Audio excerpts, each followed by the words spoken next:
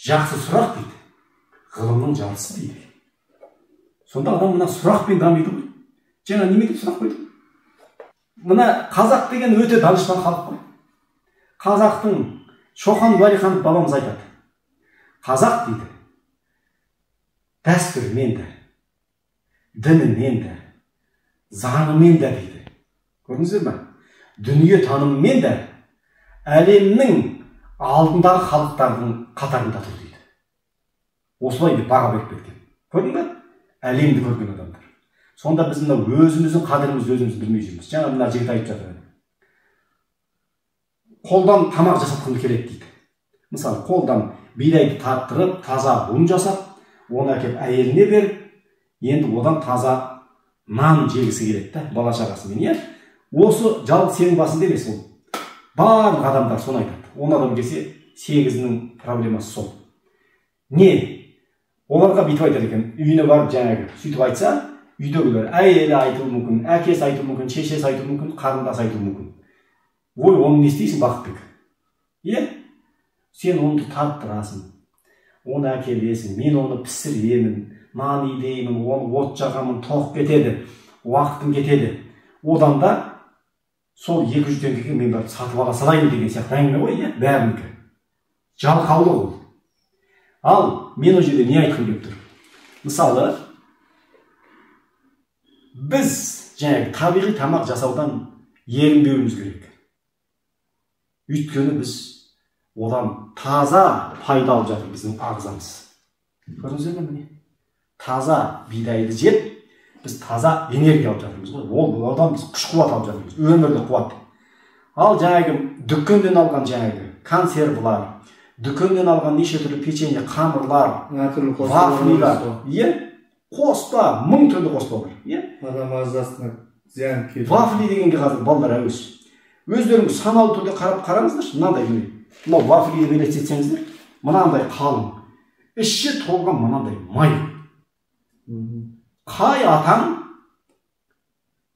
саған сиыр қалтырып кетті ме? Қалтырып кетсе, сен сол сиырдың сары майынан жасап жатсың ба вафлиді? Әлде құйрық майдан қазыдан жасап жатсың ба? Бәрі жасанды жолмен алынған майлар, химиялық жолмен. Ол деген адамға таза зиян. Холестерин, қан тамырының бәрін мынандай тамырыңды бітеп тастайды. Содан тромбылар пайда болады. Содан келеді да инсульт, инфаркт шыға береді. Неге қазір 10 адамның 8-і сондаймен ауырады? Жасайып кетті, иә? Осы себеп. Сонда жаңағыдан біз ерінбеуіміз керек. Өзіміз сүтті алып, оны тартып, кірегей қылып, май қылып, қолдың сүтін алып, оны айран қылып ішуге біз оған ерінбеуіміз керек. Біз ата-бабамыз, бүкіл адамзат, тек қазақ емес, бүкіл кәріс, Қытай бәрі баяғы заманда осылай келе жатты. Өзінің өнімін өзі пайдаланып жүрді. Міне қазір 20-шы ғасырдан бастадық та біз жалқаулық басты бізде. Онкология, маркетинг келді. Бизнес. Мен саған әкелемін, нанды пісіріп алдың алып келем. Етіңе дейін сойып әкеліп беремін алдыңа. Тек ақшаны төле. Осымен адамдар жалқау болған. Ал жалқаулық келді ме?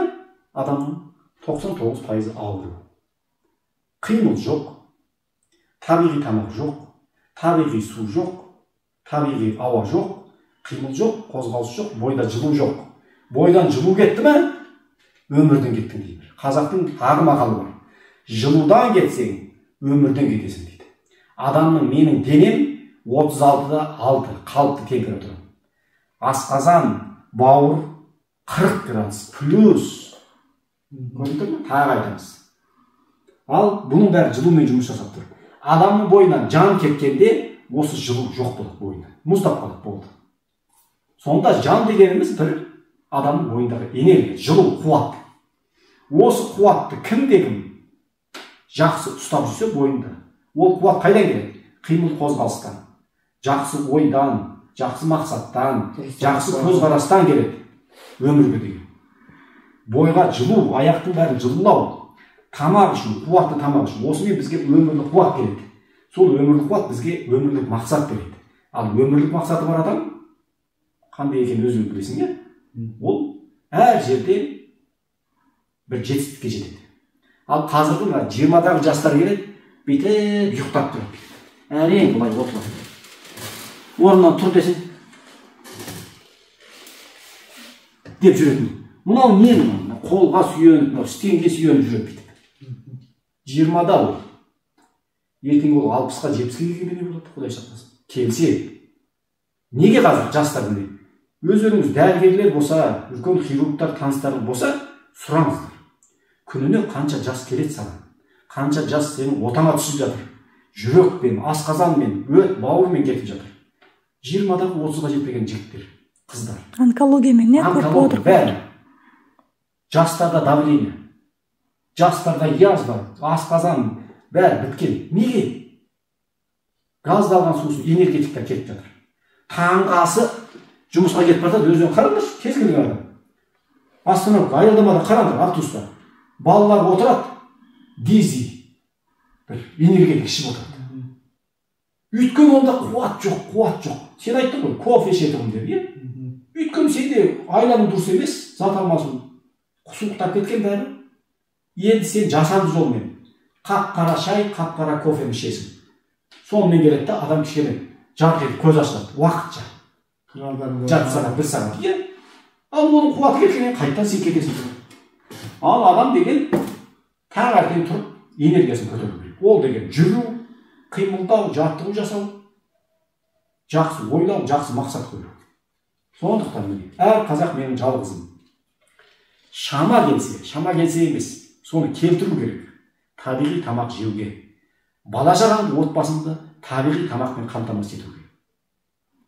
Сонда ғана біздің ауылдың өнімі артады, фермерлердің өнімі дамиды. Сүт деген сияқты. Ал біз қазір білгеніміз де Қытайдың порошогынан жасалған сүт ішіп отырмыз. Оның ішінде не бар демейді, не жоқ деп айтайықшы ішінде. Осының бәрі келеді де біздің денсаулығымызды құртып жатыр.